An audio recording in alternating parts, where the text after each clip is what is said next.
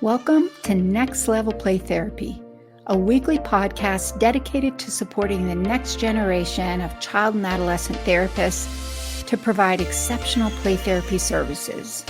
We'll explore all things play therapy to elevate your work with children and adolescents using the therapeutic powers of play. I'll discuss practical tips and ideas so you can provide a transformative experience for your young clients and make a real difference in their lives. So get ready to take your play therapy skills to the next level and make a lasting impact in the lives of children, adolescents, and families. Hey there, good morning. Happy International Play Therapy Week. So in this week's episode, I decided what better way to celebrate International Play Therapy Week than talking about what is it that sets play therapy apart from all the other expressive arts modalities. So today we are going to be talking about the therapeutic powers of play. Are they? Why do they matter? This is an especially important topic when you're using play therapy, especially if you are in a position, which will often happen, where you need to explain what play therapy is. But also I find, because I've been doing a lot of over the years, I do a lot of training. I do a lot of consulting. I have Play Therapy Academy, which is where my consultation program. One of the things that comes up all the time, anytime I am talking to child and adolescent therapists who are new to the play therapy arena, or maybe you've been in for a little while learning about play therapy and you're not exactly sure what these therapeutic powers of play are or how to explain them. And this is where I find a lot of play therapists get hung up in imposter syndrome. When you have a good idea what the therapeutic powers of play are and why they're important for play therapy and what role that has, then you're going to feel a lot better and more confident when you are providing play therapy services, because you'll feel like you'll be able to explain why you're not just playing. When you see me playing with your child in a play therapy session, why is it not me in there just playing? What is it that actually makes it therapy? And the core of that is really understanding the therapeutic powers of play, because the therapeutic powers of play are what set play therapy apart from other expressive arts modalities. So that is the topic for today in honor of International Play Therapy Week. I would love to know who's here watching on the live. If you are watching in my Facebook group or on YouTube or LinkedIn or here on Instagram, I would love to know who's here. Post your name in the comments. Where are you from? What population do you work with? How do you explain the therapeutic powers of play to your clients and other professionals? One of the things that I think is one of the highlights, or I'll say the focus, so to speak, for International Play Therapy Week is it's a time when we help others really understand what play therapy is. So you'll see a lot of focus on explaining play therapy, what it is. And in my mind, that includes talking about the therapeutic powers of play. So let's get started. Oh, also, if you're watching on the replay, please feel free to post your name, where you're from, what population you work with. And this week is my official launching of my podcast, Next Level Podcast. So if you're listening on podcast episode, go ahead and post in the comments. I'd love to hear from you. And let's get started for today. So the first thing is really defining the therapeutic powers of play. And I want to read a quote. Okay, so one of the foundationals, if you've been around, all right, I'm going to show you guys a book if you're watching on the live stream or the replay. If you've been around in play therapy for a while, put in the chat if you have seen this book. This was the first book that was published by Charles Schaefer. He edited it. It's called The Therapeutic Powers of Play. It was published back in 1993. This was the first book that, and to me, this was a staple when I was learning how to use play therapy. I'd love to know if any of you guys recognize that book. There's an updated version, which I use a lot now. Dr. Charles Schaefer and Dr. Athena Drews created the second edition called The Therapeutic Powers of Play, 20 Core Agents of Change. And I want to read a quote from their book because I think it really does explain what play therapy is, or what the therapeutic powers of play are. So I'm going to read the quote. The therapeutic powers of play refer to the specific change agents in which play, and this is key here, in which play initiates, facilitates, or strengthens their therapeutic effect. These play powers act as mediators that positively influence the desired change in the client. In other words, the play actually helps produce the change and is not just the medium for applying other agents of change, nor does it just moderate the strength or direction of the therapeutic change. So what the heck does that mean? Basically, that means this is what is the main difference between somebody, and trust me, I was here. It took me a while. I got started before the internet was a thing, and it was hard to find training. I learned about play therapy in the late 1980s when I was a special education teacher, and the school social worker and the school psychologist had learned how to do this thing called play therapy. And I was a special education teacher in a self-contained classroom. We had a self-contained center. This was when I was back living outside of Washington, D.C., in Fairfax County. They had these self-contained centers in the elementary school. We had our own principal, our own behavior person. We even had our own secretary. We called them secretaries back then. And we had 5 teachers, 5 aides, 5 classrooms. So kindergarten through 6th grade. And our psychologists and school social worker were learning this thing called play therapy. And they would show it to me when they would pull kids out of my classroom to work with them.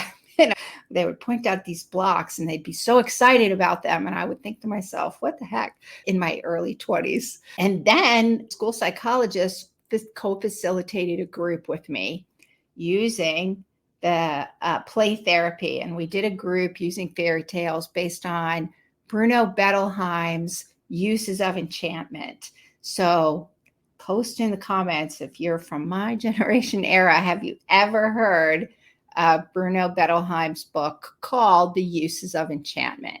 So in this book, Bruno Bettelheim broke down the kind of symbolism, and he looked at fairy tales using a Freudian psychoanalytic lens and kind of looking at those fairy tales psychoanalytically using Freudian theory. And so basically symbolism.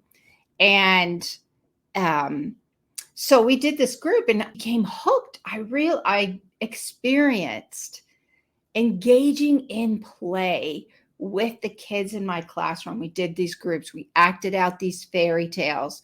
Guess who got to be the wicked adult? because the kids chose the characters and they got to choose my part.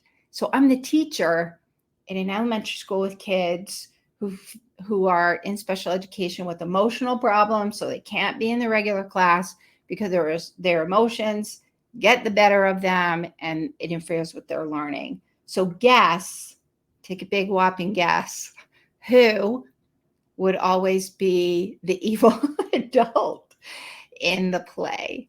Well, that would be me. I was the evil adult that they killed off and stuck in a hole, or however it was that they killed me off in the fairy tales. And I died well, I have to say. I died well, and we laughed and had a grand old time. But think of the symbolism that the kids were able to access through that play process to overcome some of those internal conflicts they were experiencing. What I noticed was the atmosphere in the classroom was different. Their relationship with me was different. And so I became hooked. That is actually the catalyst for how I realized I didn't really want to teach, although I am a teacher at heart. I really wanted to do this therapy thing I had learned about. Long story short, years later, finding play therapy training and was hard.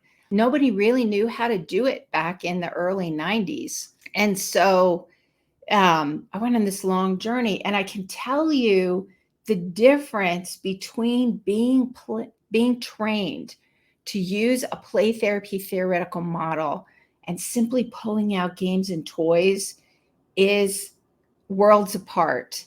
And so understanding the therapeutic powers of play and how play is actually the way in which children are able to heal versus using an adult therapy model and pulling out games and toys. The difference is understanding how play therapy works, understanding how those therapeutic powers of play are the catalyst for change is a fundamental principle of play therapy. And ask anybody who was kind of simply pulling out games and toys to help kids talk versus later when they're trained to use play therapy. Everyone I've ever talked to that had a similar experience as me says the same thing. It is a huge difference. And so to me, that's what International Play Therapy Week is all about, helping to promote that understanding of what exactly is play therapy and why has it become the go-to model for counseling when you're working with children. Why has it become the go-to model in mental health for children and has become an evidence-based practice? Depending on your theoretical model, I think the other ones would easily need best practice. I think they just need more research to undergird them. And it does speak to play therapy coming into its own, understanding it that it's more than just pulling out games and toys. So that Charles Schaefer identified back in his original book, The Therapeutic Powers of Play, identified the therapeutic agents of change in play therapy. So what are the therapeutic powers of play?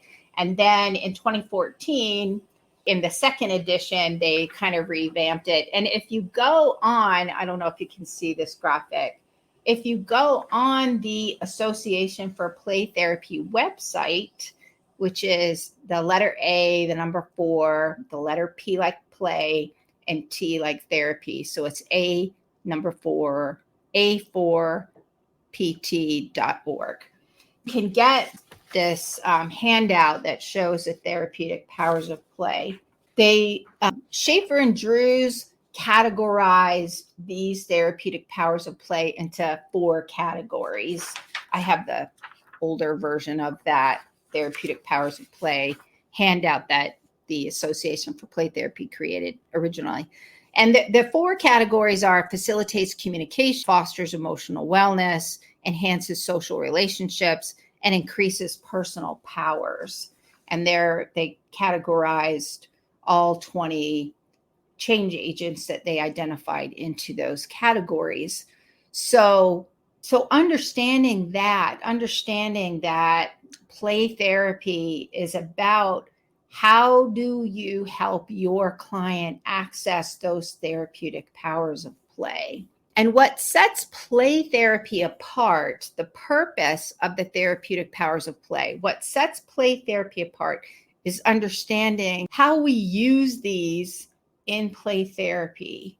And play therapy, again, is more than pulling out games and toys to help your young clients talk or teach them some skills.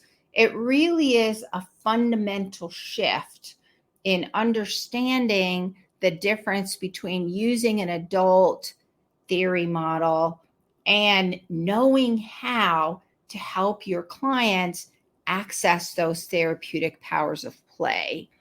And if you ask any play therapist, and they'll tell you these understanding the therapeutic powers of play are critical to play therapy. And the thing is, learning how to use them is an important part of the learning process. And that's why, as play therapists, we invest time, money, resources. We challenge our imposter syndrome. We learn new things. We learn to be uncomfortable, which is why we get consultation and why we go to trainings to understand how to use play therapy. I remember going through the process. I remember my imposter syndrome was off the charts, learning how to do this. I remember feeling like a giant fraud when I was explaining play therapy to parents and other professionals. And I think that's one of the reasons why getting good training and getting good consultation is important. So if you find a program that helps to support your learning journey, especially in the beginning, I think that's a really important part of becoming a play therapist. I have Play Therapy Academy, and in Play Therapy Academy, it's a group program. We have group consultation meetings. We do individual focus in those meetings.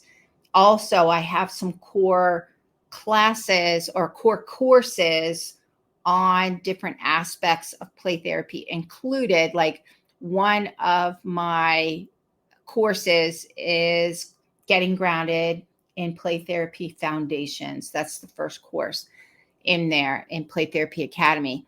You can also, if you're not in Play Therapy Academy, then you can also purchase these courses separately, and I'll talk a little bit more about them at the end.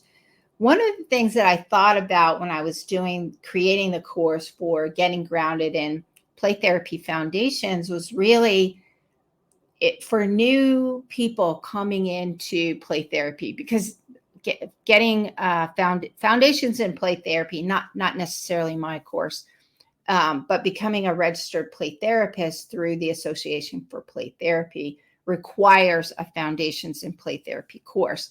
So when I was creating mine, I thought, well, what do I get asked by new play therapists all the time? What can I put in here that helps answer all their questions? And one of the things we focus on is the therapeutic powers of play.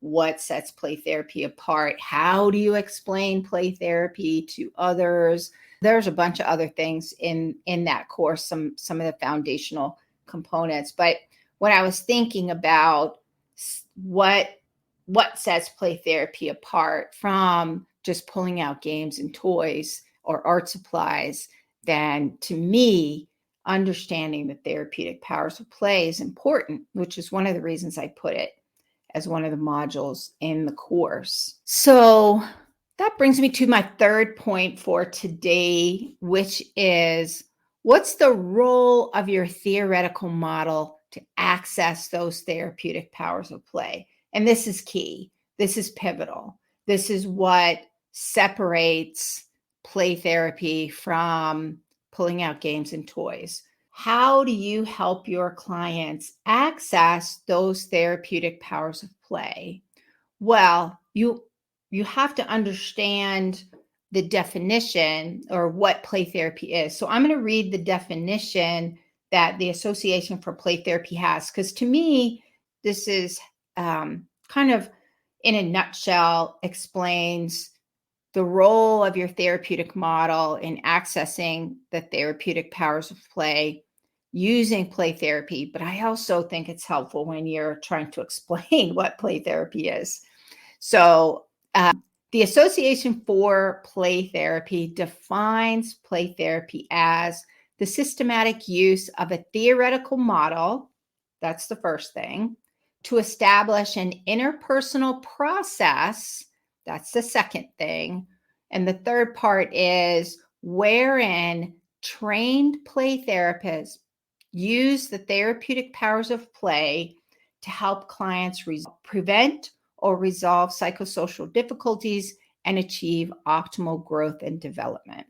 Your play therapy theoretical model will dictate how you help your clients access those therapeutic powers of play. So learning a theoretical model is actually what anchors your play therapy services to facilitate that healing, because different theoretical models will influence how you show up in the playroom, what you do in the playroom. For example, child-centered play therapy, which is my foundational play therapy model that I use. Child-centered play therapy, how I show up, how I facilitate the healing process through 4 stages of change is going to look different than maybe Adlerian play therapy. It's going to look different than Gestalt play therapy or Jungian play therapy or prescriptive play therapy, which is more of an integrative model that still has principles and influences how you are going to help your clients access those therapeutic powers of play. So it's really important to learn a theoretical model, and that's where the training comes in. Getting good training is important. And then doing the consultation piece is what helps you apply those skills that you're learning in real time. So when your client is in the playroom with you and they're starting to do their thing and you're thinking in your head, oh, what do I do now? Well, this is where your theory model comes in, and having an experienced play therapist or a group of play therapists, such as like a group model, will help you learn how to do that for each of your specific clients. So let me go check out the comments. We have, I think it's Nicole. I think I pronounced your name correctly. I always like to pronounce people's name correctly. From Colorado Springs, started in therapy about a year ago. I work with kids 4 to 17. Welcome, Nicole. And we have Marab from Kenya. Welcome. Thanks for joining us today. Go back to my. So that brings me to my last point here is what are some tips for explaining? I wanted to give you something you can walk away with today. What are some tips? Because it is International Play Therapy Week. For those of you watching on the live stream or watching the replay, and for those of you listening on the podcast, these are some great tips if you are wanting to know how to explain play therapy to others. I go back to that Association for Play Therapy. I highlighted their 3 components that I focus on. So if you go back and you think about that definition, they talk about the systematic use of a theoretical model. Play therapy is grounded in a theoretical model, and that dictates how play therapists are going to help children through all the stages of the change process. So your theory model also shows you how to use play therapy for addressing specific issues, whatever it is that children are experiencing.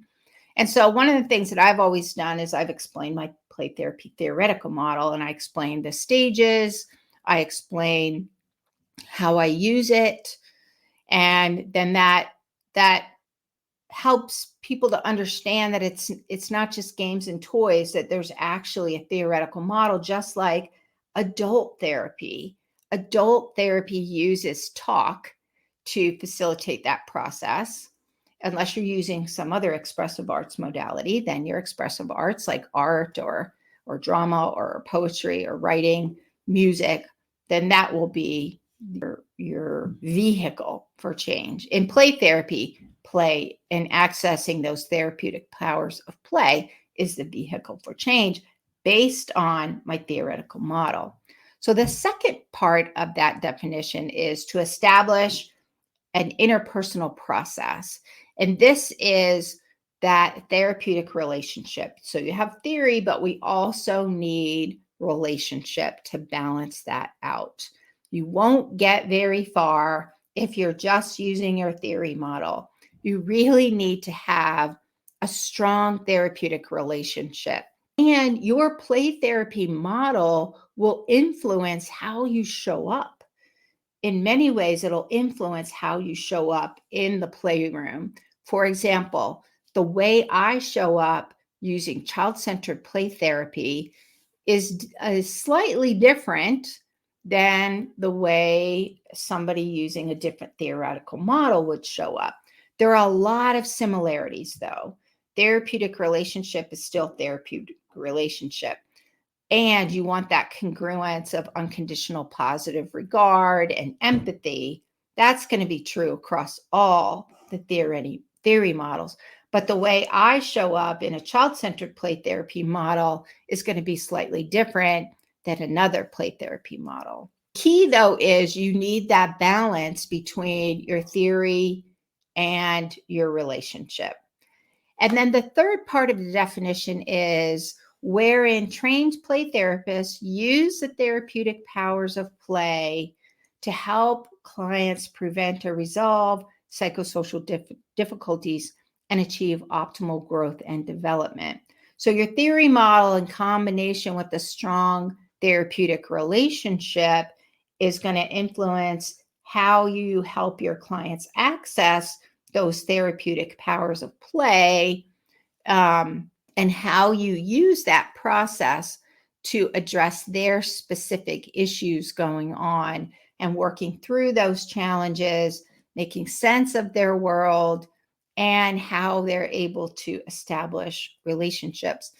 I'm a huge fan, I'll say, of attachment theory and neuroscience. I personally believe every play therapy model you can look at it from a neuroscience and attachment lens. There's going to be that component there. And so I love using neuroscience and attachment theory as two of the core models or lenses I use when I'm understanding what's going on and helping to facilitate that change. So that is it for today. Let me just recap what I went over today. So first, the therapeutic powers of play are the way in which children use play for healing. And Schaefer and Drew, in their book in 2014, The Therapeutic Powers of Play, they identified 20 core therapeutic powers of play to highlight ways in which children use play for healing. And the purpose of the therapeutic powers of play is that they are the vehicle for change. It's not how we use play to help children talk or teach them skills. play is more than simply pulling out games and toys. It's actually a mindset shift, understanding how to help children access those vehicles for change and facilitate that healing. I do play therapy all the time. Over the last 20 plus years, I've had many sessions where children don't talk to me at all, and they use play, and you can see how they're accessing those therapeutic powers of play for healing. So understanding that is a core component of play therapy. And then thirdly, what's the role of the theoretical model? So your theory model is going to dictate how you help children access those therapeutic powers of play. It is a critical part of your learning journey as a play therapist to learn a theoretical model. Most of us, this is true even in when you're using adult therapy or couples therapy, most of us in the mental health field, we will use an integrated approach, meaning that we learn more than one theoretical model. And that's true for me as well. What I would say, though, if you're just getting started, what I would say, though, is learn at least one theoretical model that's going to ground the work that you do. Learn at least one theoretical model that you know how to apply, and you can help use that model through all the stages of change. And then you can continue to add to your therapeutic toolbox. But definitely understand that play therapy is grounded in a theoretical model, wrapped up in a therapeutic relationship that helps your client access those therapeutic powers of play through all the stages of change. And so when you understand those core components of play therapy, you can actually use that framework to explain play therapy to others. So that is it for today. If you're interested in some of my trainings, you can head over to my website, which is it is rhplaytherapytraining.com. Renewing Hearts Play Therapy Training. So it's rhplaytherapy.com. Right now, if you're interested in the Play Therapy Foundations course, I'm just changing my, I'm typing in the wrong courses in here. So I wanted to highlight, if you're interested, I do have a course, Getting Grounded in Play Therapy Foundations. That course will really help you understand what play therapy is, what sets it apart. I go over the different theoretical models. I go over the therapeutic powers of play in much more depth. I go over tips for talking with parents without compromising client privacy. That's a big issue, that question that comes up all the time. I go over some of the basics of toys and how to set up your playroom. I go over quite a few other things in there. So if you're really interested in play therapy and you really want to get started with a good, solid foundation, I would highly recommend taking the course. It's online, it's self-paced. There are pre-recorded models. There are activities, so you can take the course in your time zone when it's convenient for you. If you're working towards your registered play therapy, continuing education hours for the Association for Play Therapy, that you can get some of those play therapy CEs. So that is it for today, and I will see you next week. Bye for now. All right, bye for now. Thank you for joining me on this episode of Next Level Play Therapy. I hope you found the discussion valuable and gained new insights and ideas to support your work helping children, adolescents, and families heal. If you enjoyed this episode, be sure to subscribe to the podcast and leave a review. Your feedback helps to improve and reach more people who can benefit from this information. Remember, play therapy is a powerful tool for healing and growth. Whether you're a new play therapist or experienced, I encourage you to continue your learning journey to unlock the potential of play in your own work and relationships. If you have any questions or topic suggestions for future episodes, I'd love to hear from you. Connect with me on social media and visit my website at Renewing Hearts Play Therapy Training to stay updated on upcoming episodes, trainings, and resources. Thank you once again for listening to Next Level Play Therapy. Until next time, keep playing, learning, and growing.